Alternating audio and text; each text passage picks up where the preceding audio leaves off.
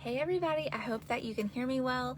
I am in my car doing this, but I wanted to come on and talk to you guys about 3 ways that you can stop caring about things that don't really matter.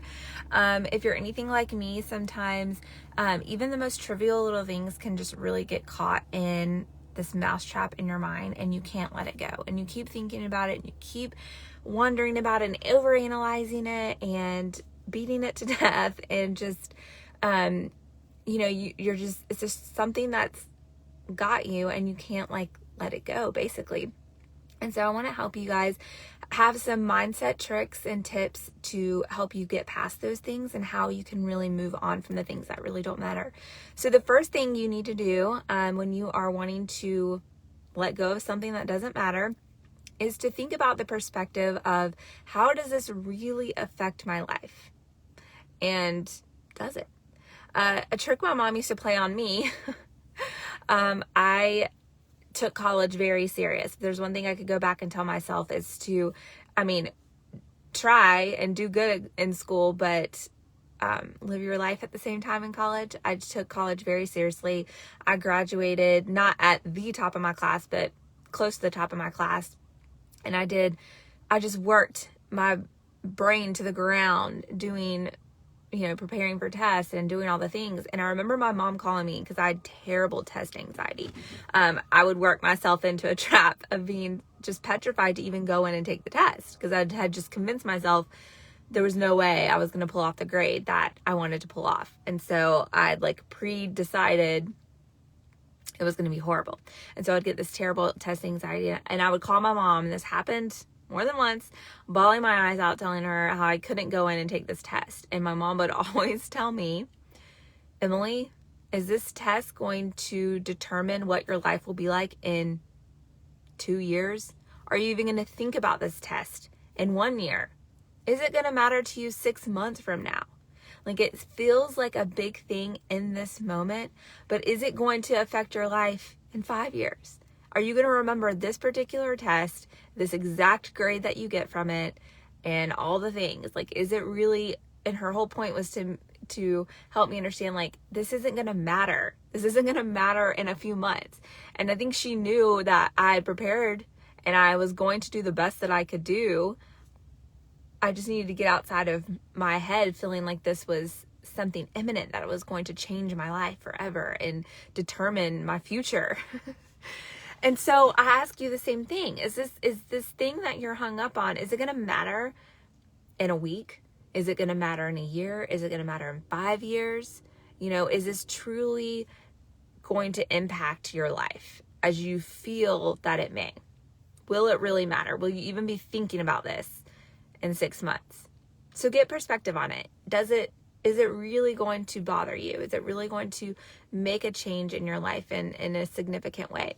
And if it's not, it's something to let go of. It's something that you can move on from. It's something that you can learn to change and let go of and move away from, because in the big scheme of life, it is but a piece of sand that you're not even going to remember. Okay, so perspective is the first thing.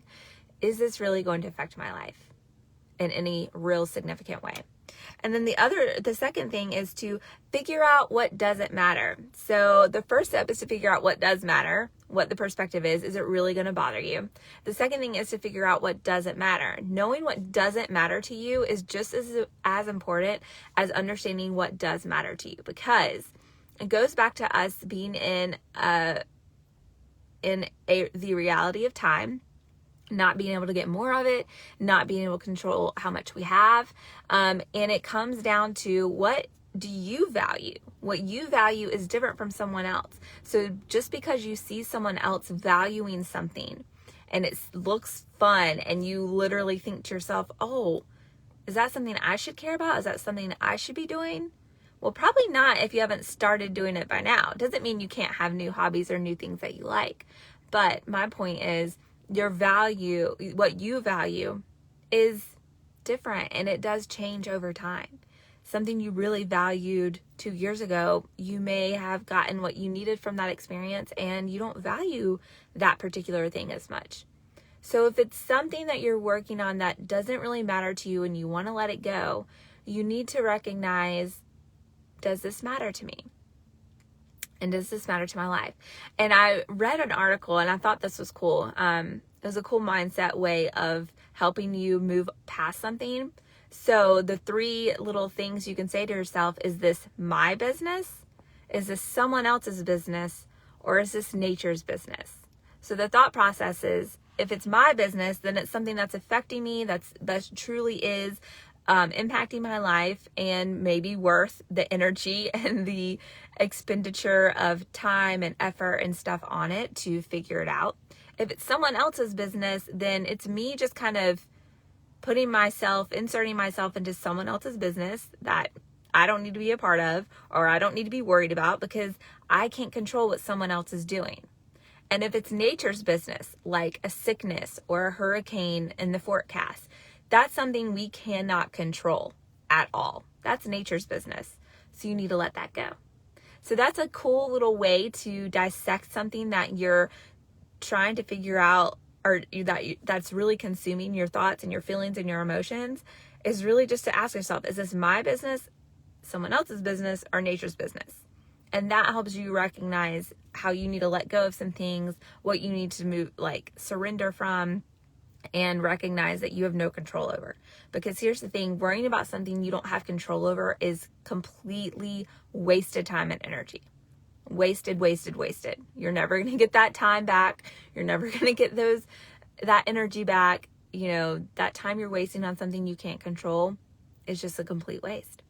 Okay, and the third thing that you need to do when you're trying to let go of something that doesn't really matter is to really fully surrender it. I touched on this just a second ago, but surrendering it.